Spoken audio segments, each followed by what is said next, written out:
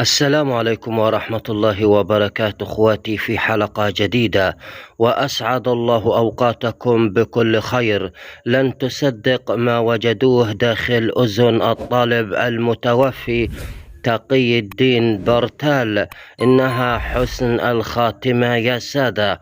الطالب الفقيد تقي الدين برتال الذي التحق بالجامعة في سيدي عبد الله يوم السبت الماضي، وتوفي الطالب بعدما سجل بالمدرسة العليا للذكاء الاصطناعي بعد تحصله على أحسن ثاني معدل ولائيا والسابع وطنيا في شهادة البكالوريا دورة جوان 2024.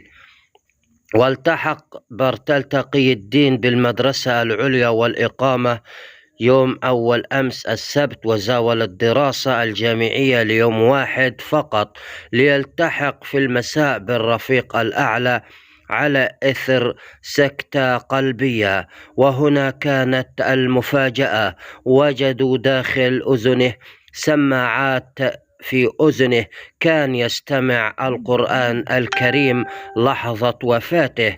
إنها حسن الخاتمة. رحم الله الطالب المتفوق تقي الدين برتال وأسكنه فسيح جناته. وشيعت جنازته يوم الثلاثاء الماضي ببلدية رأس العيون بمقبرة تنويت، وأشكركم للمتابعة.